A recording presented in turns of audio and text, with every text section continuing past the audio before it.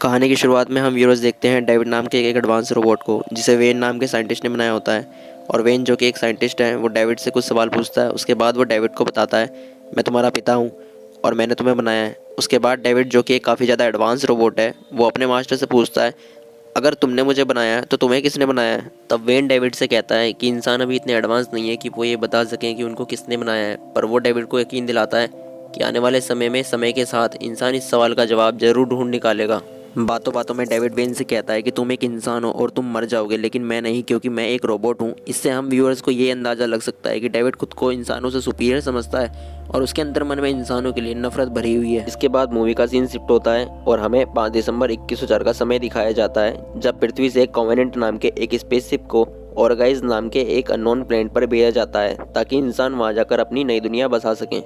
इस जहाज में 15 क्रू मेंबर, 2000 आम आदमी और लगभग 1140 टेस्ट ट्यूब बेबीज मौजूद होते हैं। शिप के अंदर वोल्टर नाम का एक हाईली एडवांस रोबोट होता है, जो कि दिखने में डेविड की तरह ही लगता है, मगर वोल्टर एक अच्छा रोबोट होता है जो कि क्रियो की मदद भी करता है। और दूसरी तरफ डेविड जो कि खुद को इंसानों से सुपीरियर समझता है। इसी दौरान वोल्टर जब शिप की मॉनिटरिंग कर रहा होता है, तभी सोलर फ्लेयर के कारण शिप डैमेज हो जाती है, जिसकी वजह से क्रू के कुछ मेंबर अपने अपने स्लीपिंग चैम्बर से बाहर आ जाते हैं। लेकिन स्लीपिंग चैम्बर में आग लगने की वजह से शिप के कैप्टन की मौत हो जाती है। ये नुकसान इतना ज़्यादा भयानक था कि कैप्टन के अलावा शिप में मौजूद और जो लोग थे, उन लोगों की भी मौत हो जाती है। इसके अलावा काफ़ी सारे टेस्ट ट्यूब बेबीज़ भी डिस्ट्रॉय हो जाते हैं। कैप्टन की मौत के बाद उनकी वाइफ डैनियल को काफ़ी दुख होता है। इसके बाद ये लोग किसी तरह शिप को ठीक करके वापस ऑर्गाइज प्लेनेट के लिए निकल पड़ते हैं। तभी अचानक रास्ते में इन लोगों को पास ही के एक ग्रह से अजीब सा सिग्नल मिलता है और ये लोग उस ग्रह की सभी जानकारी निकालते हैं। इन्हें पता लगता है कि ये ग्रह इंसानों के रहने लायक है और इसका वातावरण पृथ्वी से काफ़ी हद तक मिलता जुलता है। फाइनली ये लोग उस प्लेनेट तक पहुंच जाते हैं, जो कि दिखने में काफ़ी हद तक पृथ्वी की तरह ही दिखाई दे रहा था। क्रू का नया कैप्टन ओरम और उसके साथी उस सिग्नल का पता लगाने के लिए निकल जाते हैं। ओरम और उसके साथी रास्ते में गेहूं की फसल देखते हैं, जिससे हम व्यूअर्स ये अंदाज़ा लगा सकते हैं कि इस प्लेनेट पर ये लोग अकेले नहीं हैं। अब ये गेहूं की फसल यहाँ आई कैसे, ये हमें आगे पता लगेगा। इसके बाद टीम 2 ग्रुप में डिवाइड हो जाती है। कैप्टन ओरम और उसके साथी सिग्नल को ढूंढने के लिए निकल जाते हैं। दूसरी तरफ कैप्टन ओरम की वाइफ और लैडवर्ड मिट्टी के सैंपल को कलेक्ट करने के लिए वहीं पर रुक जाते हैं। थोड़ी देर बाद हम व्यूअर्स देखते हैं लैडवर्ड का पैर किसी पौधे पर पड़ता है, जिसमें से कुछ अननोन पार्टिकल सीधे लैडवर्ड के कान में घुस जाते हैं। इसके बाद ओरम और उसके क्रू मेंबर उस सिग्नल वाली जगह पर पहुंच जाते हैं, जो कि एक बहुत बड़े स्पेसशिप से आ रहा था। तभी डैनियल को एक लड़की की तस्वीर मिलती है और वोल्टर उसे बताता है ये डॉक्टर एलिजाबेथ शो हैं, जिनका स्पेसशिप आज से 10 साल पहले कहीं गैप हो गया था। यानी कि आज से 10 साल पहले एलिजाबेथ का स्पेसशिप इसी प्लेनेट पर आकर क्रैश हुआ था। इसके बाद ओरम गलती से उस शिप में रखी किसी चीज को छू देता है, जिसके छूने के बाद डॉक्टर एलिजाबेथ का एक होलोग्राम दिखता है। इससे हम व्यूअर्स को ये क्लियर हो जाता है कि आज से 10 साल पहले ये सिग्नल डॉक्टर एलिजाबेथ शो ने ही भेजा था। दूसरी तरफ टीम का एक मेंबर वहां पर पड़े एक पौधे को छू देता है और ठीक लैडवर्ड की तरह ही वो अननोन पार्टिकल उस क्रू मेंबर की नाक में घुस जाते हैं। अब यहाँ से सीन शिफ्ट होता है और लैडवर्ड की तबीयत अचानक बहुत ज़्यादा ख़राब होने लगती है। लैडवर्ड के मुंह से खून निकलता हुआ देख कैप्टन की वाइफ तुरंत उसे मेडिकल ट्रीटमेंट के लिए वापस शिप में लेकर जाती है। शिप में पहले से मौजूद लड़की लैडवर्ड की पीठ से खून निकलता हुआ देख वो समझ जाती है कि ये किसी तरह का इन्फेक्शन है। इस इन्फेक्शन से बचने के लिए वो लड़की कैप्टन की वाइफ और लैडवर्ड दोनों को वहीं पर लॉक कर देती है। कुछ ही देर में लैडवर्ड की पीठ फाड़कर उसमें से एक एलियन बाहर निकलता है, जिसकी वजह से लैडवर्ड की वहीं पर मौत हो जाती है। कैप्टन की वाइफ उस एलियन को देखकर बहुत डर जाती है और दूसरी लड़की से दरवाजा खोलने के लिए बोलती है, लेकिन वो लड़की दरवाजा नहीं खोलती, जिसके बाद वो एलियन कैप्टन की वाइफ को मारकर वहां से भाग जाता है। तभी वो दूसरी लड़की उस पर गोली से फायरिंग करती है, मगर गलती से गोली पास रखे गैस सिलेंडर पर लग जाती है, जिसकी वजह से शिप में बहुत बड़ा धमाका होता है और एलियन के साथ साथ वो लड़की भी वहीं पर मारी जाती है। दूसरी तरफ बाकी लोग भी इस धमाके को देखकर समझ नहीं पाते कि आखिर वहाँ क्या हुआ। तभी वो आदमी जिसकी नाक में वो अननोन पार्टिकल्स चले गए थे, उसकी भी तबीयत अचानक खराब होने लगती है, जिसके बाद उस आदमी के मुंह को फाड़कर एक एलियन बाहर आ जाता है और वो एलियन सीधा मैदान की तरफ भाग जाता है। दूसरी तरफ डैनियल कॉवेनेंट के बाकी मेंबर से संपर्क करने की कोशिश करती है ताकि ये लोग दूसरी शिप लेकर यहाँ से जा सकें, लेकिन तूफान की वजह से संपर्क नहीं हो पाता। इसके बाद वो एलियन जो मैदान की तरफ भाग गया था वापस आकर इन लोगों पर हमला कर देता है।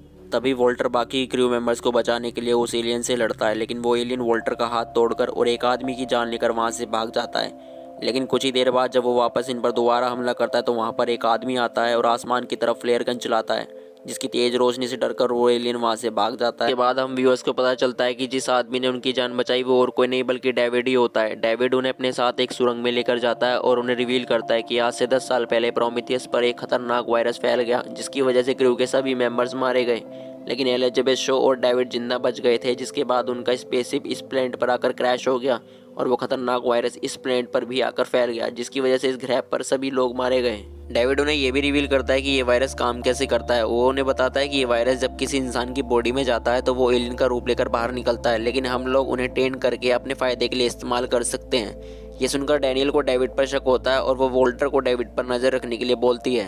इसके बाद वोल्टर डेविड के रूम में एंटर करता है और डेविड के द्वारा किए गए काफ़ी सारे एक्सपेरिमेंट्स को देखता है, जिसके बाद वोल्टर को कंफर्म हो जाता है कि इन सभी क्रिएचर्स को बनाने वाला कोई और नहीं बल्कि डेविड खुद है। इसके बाद एज ए ऑडियंस हमें डेविड का एक फ्लैशबैक दिखाया जाता है, जिसमें डेविड खुद जानबूझकर वो वायरस इस प्लेनेट पर छोड़ देता है ताकि वो इस प्लेनेट पर अपने एक्सपेरिमेंट्स के द्वारा एक नई प्रजाति की शुरुआत कर सके। सीन शिफ्ट होता है और डेविड वोल्टर को एलिजाबेथ की कब्र के पास खड़े होकर बताता है कि वो एलिजाबेथ से प्यार करता था, ठीक जैसे तुम डैनियल से प्यार करते हो। तब वोल्टर कहता है मैं ऐसा नहीं कर सकता क्योंकि मैं एक रोबोट हूँ। तब डेविड बोलता है अगर तुम डैनियल से प्यार नहीं करते तो तुमने डैनियल के लिए अपना हाथ क्यों गंवाया। तब वोल्टर उसे कहता है कि मैं अपनी ड्यूटी पूरी कर रहा था। सीन शिफ्ट होता है और वो एलियन जो वहाँ से भाग गया था वो वापस आकर क्रू की एक मेंबर की जान ले लेता है, और जब डेविड उस एलियन के सामने जाता है तो डेविड उसे देखकर बहुत खुश होता है और वो एलियन भी उसके सामने एकदम शांत खड़ा हो जाता है। लेकिन तभी पीछे से कैप्टन ये सब देख लेता है और उस एलियन के ऊपर निशाना लगाता है, लेकिन डेविड उसे ऐसा करने से मना कर देता है, परंतु कैप्टन उस एलियन को शूट करके मार देता है।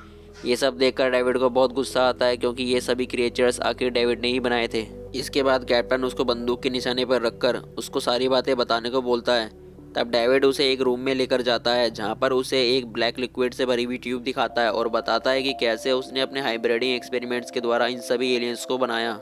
इसके बाद डेविड कैप्टन को दूसरे रूम में लेकर जाते हैं जहां पर काफ़ी सारे एलियंस के अंडे रखे थे। तब अचानक एक एलियन कैप्टन के मुंह पर आकर चिपक जाता है। उसके कुछ देर बाद कैप्टन की छाती को चीरता हुआ एक बहुत बड़ा एलियन वहां से निकलता है। इसके बाद वोल्टर को डेविड के रूम में एलिजाबेथ की लाश मिलती है, जबकि डेविड ने बताया था कि उसने एलिजाबेथ को दफना दिया। वोल्टर एलिजाबेथ की बॉडी को जब ध्यान से देखता है तो वो बीच में से फटी हुई होती है, जिसका मतलब डेविड ने एलिजाबेथ पर भी एक्सपेरिमेंट किए थे। डेविड की सारी सच्चाई जानने के बाद जब वोल्टर उसे रोकने की कोशिश करता है तब डेविड उसे बताता है कि इंसानों ने रोबोट को अपनी गुलामी करने के लिए बनाया था, इसलिए वो इंसानों को खात्मा करके अपनी एक नई प्रजाति की शुरुआत करना चाहता है। जब वोल्टर डेविड की बात नहीं मानता तो डेविड उसे मार देता है, मगर वोल्टर के पास खुद को हील करने की टेक्निक होती है। इस बात के बारे में डेविड को नहीं पता होता, इसलिए वो उसे ऐसे ही छोड़कर चला जाता है। दूसरी तरफ क्रू के जब 2 मेंबर कैप्टन को ढूंढने के लिए आते हैं तो उनमें से एक आदमी को एलियन वहीं पर मार देता है और जो दूसरा आदमी होता है उसको एलियन इन्फेक्टेड कर देता है, लेकिन वो बच जाता है। दूसरी तरफ डैनियल को डेविड की सारी सच्चाई का पता लग जाता है कि डेविड ने एलिजाबेथ को मारा था और ये सारे एलियन भी डेविड के द्वारा ही बनाए गए हुए हैं। तभी वहाँ आकर डेविड डैनियल को मारने की कोशिश करता है और वो डैनियल से कहता है कि वो डैनियल पे भी वही एक्सपेरिमेंट करेगा जो उसने एलिजाबेथ पर किए थे। लेकिन वोल्टर वहां आकर डैनियल को बचा लेता है। इस मौके का फायदा उठाकर डैनियल वहां से भाग जाती है और बाकी के क्रू मेंबर भी शिप की तरफ भागने लगते हैं। ये वही शिप होती है जो डैनियल ने अपनी मदद के लिए बुलाई थी। अब उसके बाद डैनियल और बाकी सभी क्रू मेंबर शिप पर चढ़ जाते हैं। तभी वो एलियन जो इनके पीछे पड़ा होता है वो भी शिप के ऊपर चढ़ जाता है, जिससे शिप का पूरा बैलेंस बिगड़ जाता है, मगर डैनियल एक रस्सी की मदद से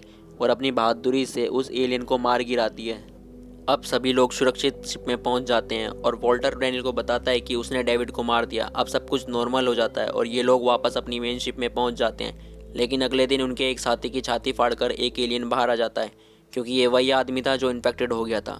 अब वो एलियन शिप में 2 लोगों को मार देता है, लेकिन डैनियल एक बार फिर उस एलियन का डटकर सामना करती है और इस बार भी वो उस एलियन को मार देती है। अब यहाँ पर सीन शिफ्ट होता है और डैनियल अपने साथी को स्लीपिंग चैम्बर में सुला देती है। इसके बाद डैनियल भी अपने स्लीपिंग चैम्बर में चली जाती है और वोल्टर से एक सवाल पूछती है, जिसका वोल्टर कोई जवाब नहीं देता। और अब डैनियल समझ जाते हैं कि ये वोल्टर नहीं बल्कि डेविड है, लेकिन चैम्बर लॉक होने की वजह से वो कुछ नहीं कर पाती और कुछ ही देर में वो भी सो जाती है।